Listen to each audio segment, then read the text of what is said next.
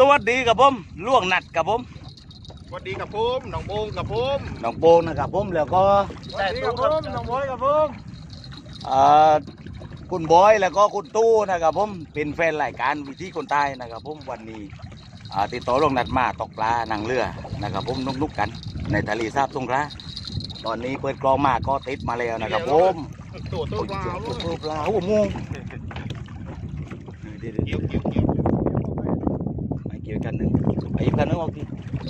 đúng rồiอีกคนตัวจังหัวมุงนี่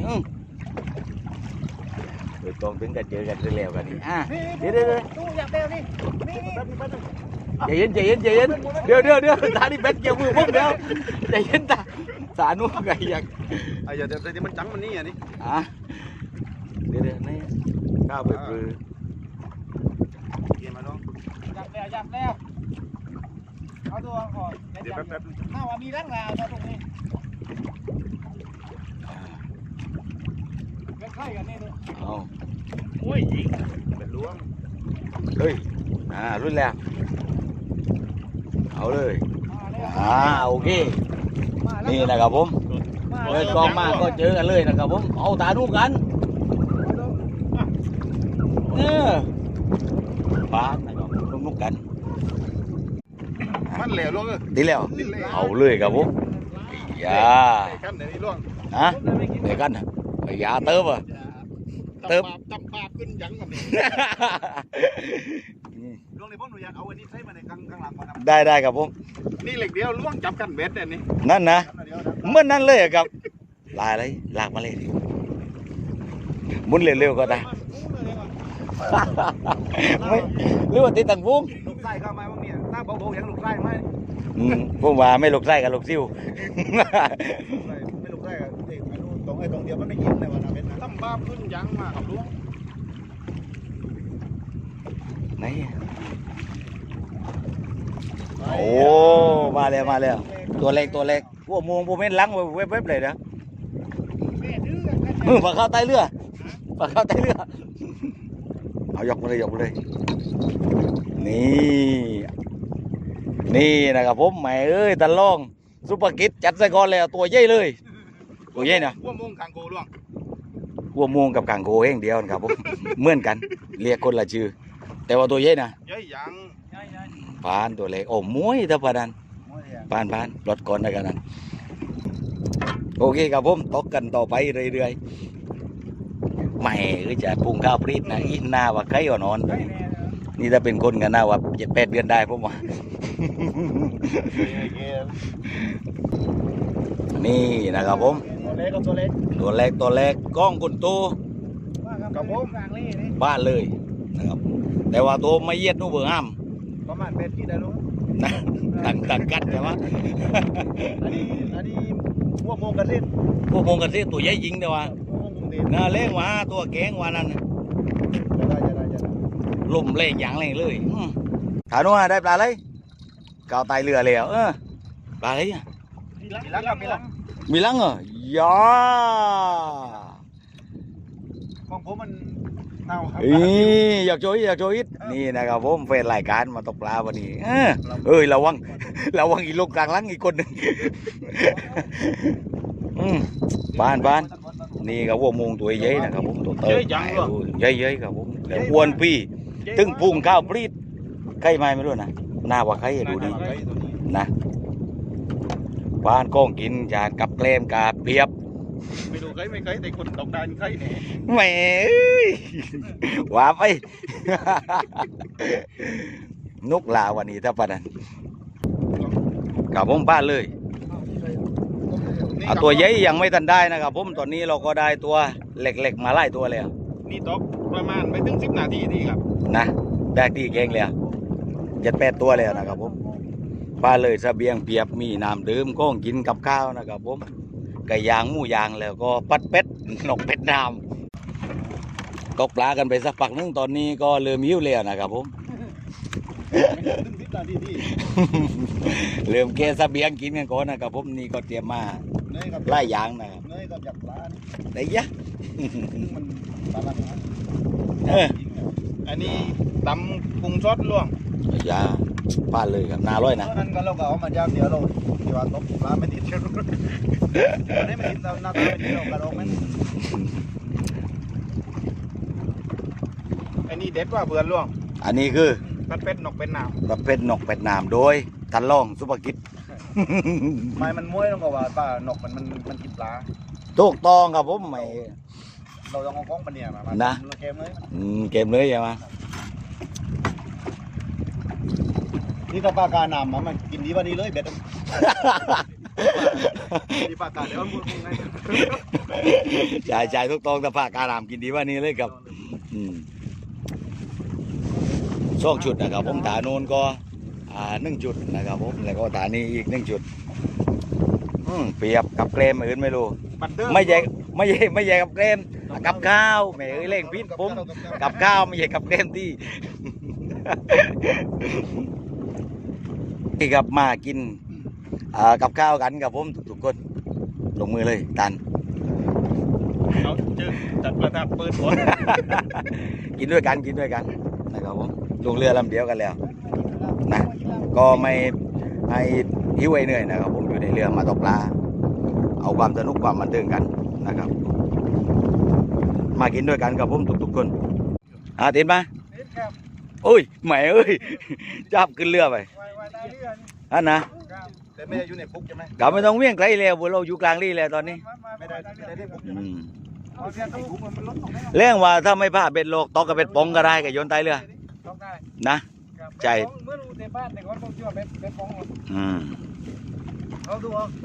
นี่ก็เสียนตกปลาพอสมควรเป็นนะครับผมนี่จอเป็นนะครับผมตกปลาเดี๋ยวใส่นั่นเลยเฮ้ยแมนดิ เยื่อกุ้งเป็นก็เตรียมมาพร้อมนะครับผมน่าสวยๆ20 ตัวนะครับกินแล้วใกล้ค่ำใกล้มืดแล้วนะครับผมเราก็ยังตกปลากันเรื่อยๆนะครับนี่ชมบรรยากาศตอนเย็นๆในเลทราบนะครับผมข้างหน้าก็เขากำลังยกพุงพางอยู่นะครับผมที่ดักไว้ตอนกลางวันนี่นะครับผมหมุนให้ดูรอบๆ360 องศานะครับนี่ ทำไรครับติดเลยเราเหรอไม่ครับไม่เหรอคืนนี้เราก็มีไฟนะครับผมสว่างสวัยอยู่ในเรือเดี๋ยวเปิดไฟเลยก่อนนี่บ้านไม้กันนี่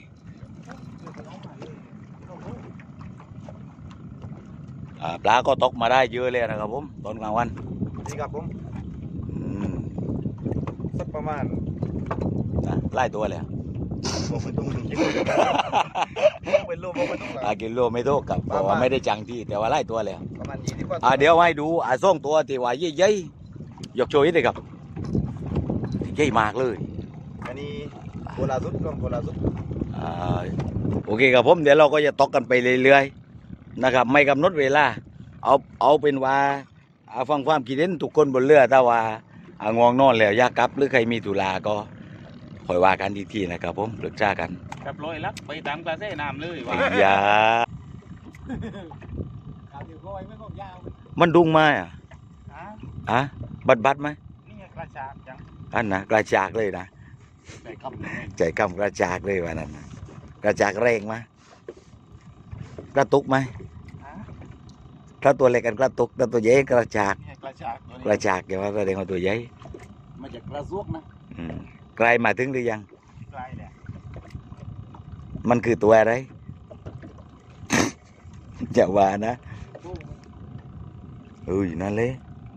โอ้ยใส่วิ่งไหม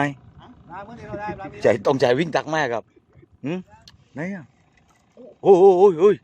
การลุดมือมุนเลยน่ะหยุดขึ้นมาเลยน่ะวิ่งตักไม้คุณบอยตัวเติมมาโอ้ยใช่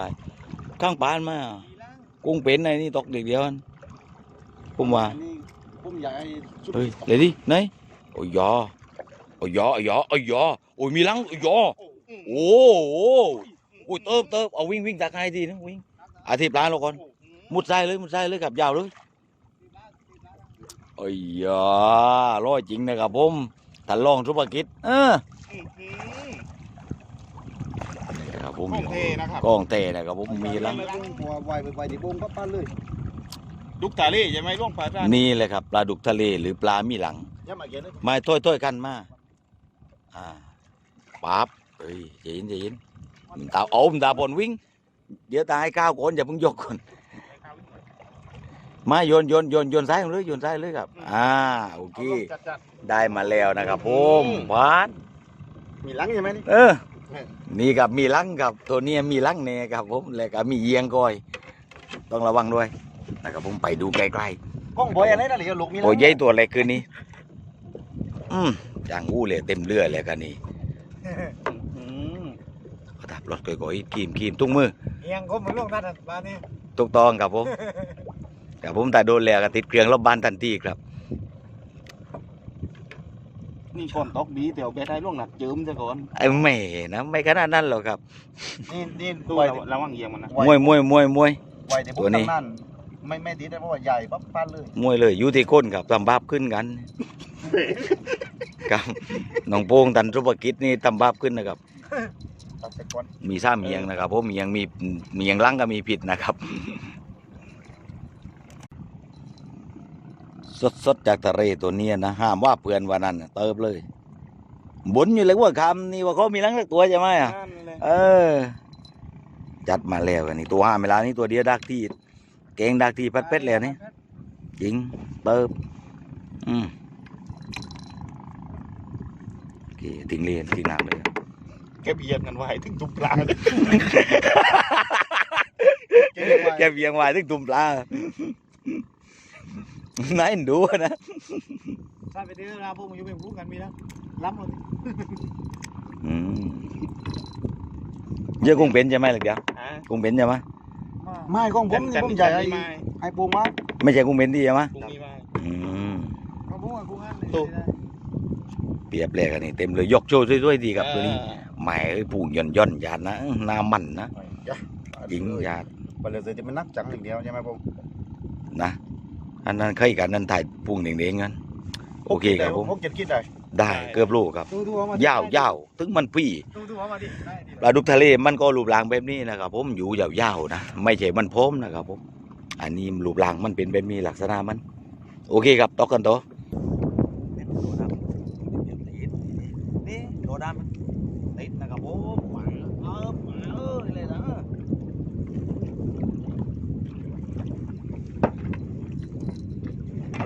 มีลังได้ตัวไป จับปลาตัวเองอย่าให้พวกโมงนะ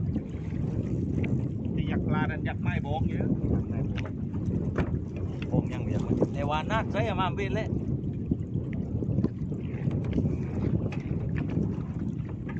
กดแบบลายเรียบร้อยบัดนี้อยากเลื่อนนะครับ ไอ้ย่า จริงเลยทีนะทีเที่ยวรักกันวิวอย่างเงี้ยเอายอติดทีนี้ถึงเรียบมันติดกับยาอะไรยามันเอาจะนั่นนี่โตกันย่อเล็กชั้นน่ะ เริ่มกลับเลยได้ไหมไม่ปฏิเสธเลย กับเริ่มกับลาเริ่มกับอุ้ยมาโดดมาเลยหลักโบพิษนะขึ้นเรือแล้วโอ้เนี่ยได้ยามพี่โมง่าย เบอร์ยกเป็น เลี้ยงวันนั้นอันนั้น4 ตัว 5 ตัวโลเพชร โอ้ตู้ ยกโจยกโจยยกโจก่อนยกโจก่อน กันลงก่อน จับตายได้ละ ไม่กองเห็นยังไงล่ะ ลองดูเลยนะ เลือดจอยเลยลื่นไหมนะ เบอร์เดียวเบอร์ผม ผมรอตั้งไว้เลย เดี๋ยวไปนี่ รถตายนี่ก่อนไม่คุณอันใจไฟด่ามันเลยเป็นตาเป็นเลย เดี๋ยวไอ้ ใส่ไฟใส่หัวแล้วกันนะ มันนั่งอยู่ มั วัน นโมไฟโมเป็นวางวัน เอาบอลไป ไว้นี่ม้วนลอยมุดไอ้นู่นพี่นะได้ดิลอยมุดมาเนี่ยพี่ไว้ดิ หมดแล้วเลย รถลาก่อนรถ แม่ ลา เอ้ย เพิ่งไปยศรถจงรถมาได้ขึ้นโอ้ตรงไหนพูดแล้วขึ้นรถ โอ้เดี๋ยวว่าไปตัวอะไรนู่น คนโม่จะไปทวนเปลี่ยนคนตัวมาที่สถานีในห้อง ตัดไปเลยในความไกลปืน รุดเดือดร้อนนะไม่รุดเลยนะเดินถึงงูโกอยถึงลำไส้เนาะ ลูกก็ทำมาขึ้นจัง ติดแต่ไม่ตาเนี่ย ติดกัน ตานี้ก็ติดการเอาลูกเอาแต่ว่าปุ๊บเลยตาข้างนี้ตัวเติมๆวะ กลางแล้ว ข้างนี้ข้างที่เราตกอยู่นี่ มา นะ มา พอกันมั้ยบาดเลยจ้ากินดีก็กินนะเล่นดนตรีบ้างเอาเลยโอ้ได้กันนะได้กันเก่าแล้วเก่า พว แล้ ก ว มันไล่พี่ เล่นเก่าแล้วครับผมลงเจ๊กเลยมันลุกเอาเลยเล่นดนตรีบ้างก็ได้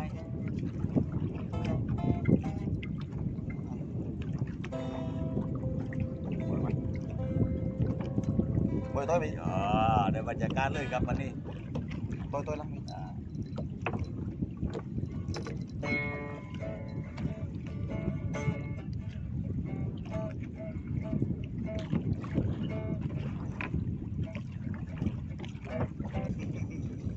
ติดไหมไม่ปลาดจริงจัง มาบอกว่าย กโชว์ที่ก่อนนี่ แกวจะรู้เหรอลุง อ๋อเลยนะครับผมผมเจ็ดรู้เลย เลยแหล่นกแหล่ไปนี่กัน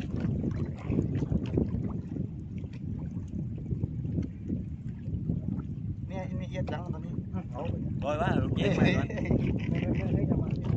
ไม่ว้าไหม ตอนนี้ทิมมันแล้วนี่ พวกน้ำบ้าขึ้นไปแล้วรอบนี้ดังยังมาไม่นี่ พวกตัวอ้ามติดกันนะครับผม เขาคู่แห่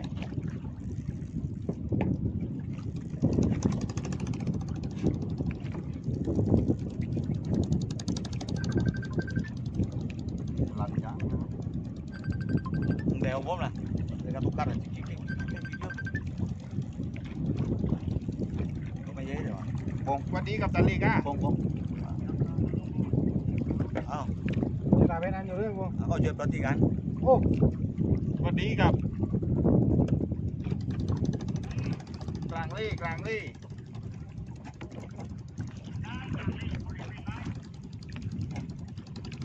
โอ้ย ไอ้คนเลยเล่นกีฬา นะ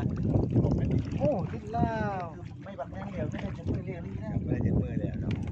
ได้มือก้าวถึงเป็นเล่นกีตาร์ลาวนะดนตรีมาปลดปลาด้วยแล้วกันนี่เสียตากันนี่ฮะ เกที่ดู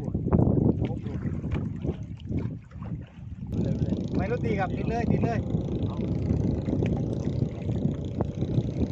ไลออนเดย์มันติดเลยด้วย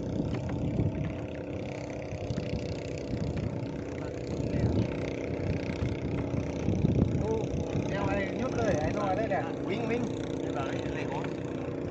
เป็นอันนี้ยังเป็น โอ้โหกินกุ้งเป็น ตัวอะไรวะ ขึ้นเอาขึ้นมาเอาไม้ด้วยร้อย นี่ว่ามันเล่งมันทุกไป พวกพวกนี้กินกุ้งเป็นตัวบ้านปกติอยู่ปัญญาจังปกติ จ้าตามตาเดียวตาเดียว ลางก็นัดเนี้ยเด้อนี่คนให้ตัวนั่นนะครับเราลางครับ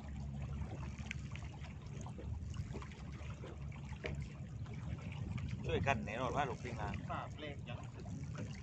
ว่ามงกินกุ้งเป็นลังกินกุ้งตาย มันเกิดอะไรเกิดสลับกันได้ไหมเลย เอาปุ๊บเร็วก็เราพุ่งตายมาพุ่งไหนจะได้ คนที่เราดูนะ จัดมาเลย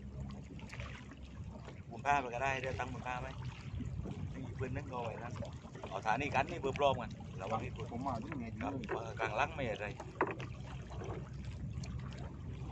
หลังหมึกตีแล้ว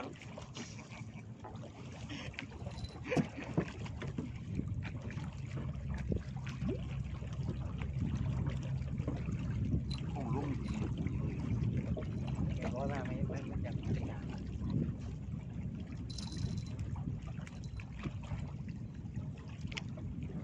นั่นตรงนั้นก็ได้ถ้าตรงนั้นถือว่างนะตรงนั้นไม่มีไรนะระวังเสากับเสาอะสวายโยนเกียร์เข้าใจไหมคือระวังเสากับเสาวันตรงนั้นมันไม่มีเสือไว้ โอ้มา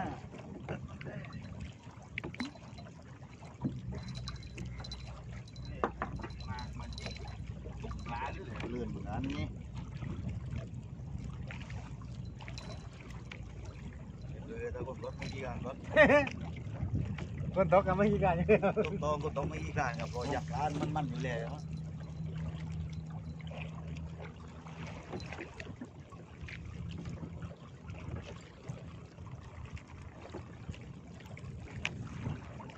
ว่าไง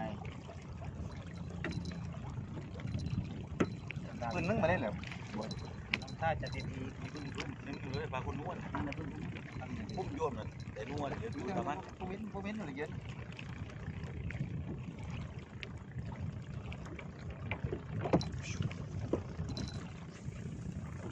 เหลวเนาะเลยนัดมันยินเสียงหลวงพ่อรถน้ำเลยพวกมาจะขาดก็ได้เหลวดิ โอ้โหดูสิ จบโจยก่อนตัวเติมดีครับจบลองนี่นะ ดูสิ เติมนี่ได้ไล่ตัวนะปุ๊บ7 ตัวได้ปุ๊บอ่ะยาไม่ติด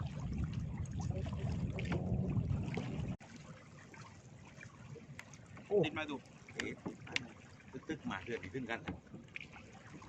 หลังคนตัวกับมวยมันกันนะครับผมเนี่ยมาตึ้งแล้วโอเคเจนเคยนะครับพวกมงนะอันนี้เรื่องลูกแย่งไม้ตัวนี้แย่งเต็ม วงรีบครึ่ง ขึ้นตัวไม่ใหญ่แต่ก็ได้ไล่ตัวนะครับผมคืนนี้เปรียบตอนนี้ที่ได้มากก็สัก7-8 โลได้เลย ได้ลุงได้ครับ ได้นะ ได้ครับ เต็มตุ้งยุดอันเลยพออยู่กลางเรือเลยแต่ไม่รู้เชียร์กันกัดได้ไหมใช่ทุ่งมันเหล็กจังเท่ามัดปักตุ้งอย่างเดียวไม่รู้มันนั่นอยู่บ่ดีแล้วไม่มัดที่ใช่ไหมไม่มัดที่แต่ว่าครับไม่ที่ตีออกได้วะเนี่ยเราตึงอย่างนี้น้ำเล่งน้ำบ้าเดี๋ยววีดอะเล่งอะเล่งจริงกับน้ำเชี่ยวเลยนะก็อยากเก็บยางน้ำจัดเอ็นนะครับผมทีนี้เติบผมอยู่ทุกได้ตัวนี้ไว้น้ำปลาถ้าขนาดน้ำเชี่ยวนี่เนี่ยเป็นได้เล่งก็ได้หมดร้องเหล่าเฮ้ยไม่ล่วงเติม กองล้วงอ่ะ หัวโมงเอาอ่ะ กูย้อนลาวอีกลาวไม่มาเชี่ยว ตัวไอ้ตัวเอียงเหรอ ผมเล็กผม มีน้ำมันในบ้าน มาจังกะมีน้ำกระโหลนี่เคยแล้ว โอ้ยจ้าโอ้ยโยพอก้าวดีมีบุ้งจะตุ้งเวลาโอ้ยาเยียงต้นเพชรไม่มันจนลงมันไม่ได้ปั้งดิด้วยนาดเก่งต้มก็ได้เกียนก็ดีกดตำจูชีกับผมไปได้ดี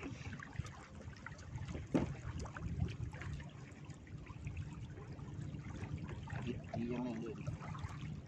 หมดลงใต้น้ำเล่น้ำเชียวแล้วเป็นลายว่ายตัวน้ำได้ปืนปุ๊บร้อยเลยนะบอกตัวนี้ว่ายตัวน้ำได้ไหมนะแต่ในความน้ำเล็กนะลายว่ายตัวน้ำได้ไงมันเล่กาบุ้งพางหมดเลยนะหลบตัวดีครับเอามาเล่นด้วย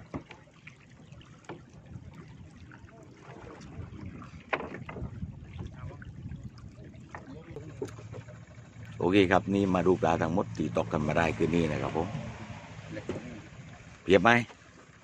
เชี่ยวัวติดเจ็ดทอง โอ้โห ทำได้เรื่องนายคนมาเนี่ย นั่งดีๆตาตึงเรือตึงลิงแล้ว ตั้งใจเด็ดดี อย่านั่งบนล่างไอ้นั้นล่างเยอะเต๊กตัวเดียว ไม่ล่างนี่ล่างนู่นหรอก เดี๋ยวดิจะยินไว้ ข้ามเลยข้าม ผมมันต้องการไปจับไปจับ โอเค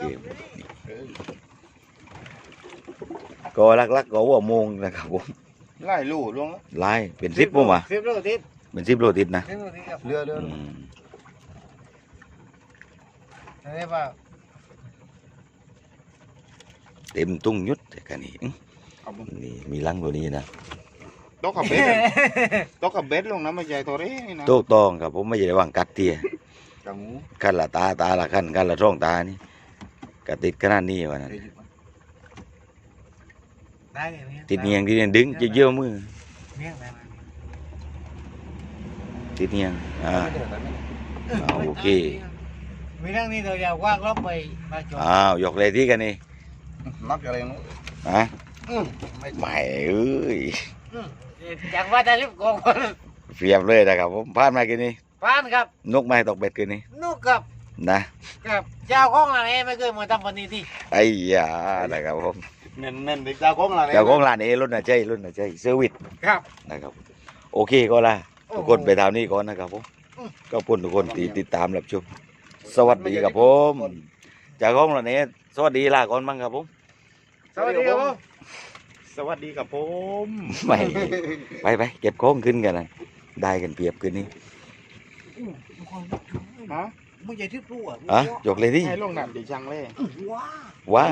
ในรูปแบบนี้เลยที่ล่วง แค่ยี่สิบลูก ยี่สิบลูก เอาตั้งครับผมเอาไปเลย20ก็20ไป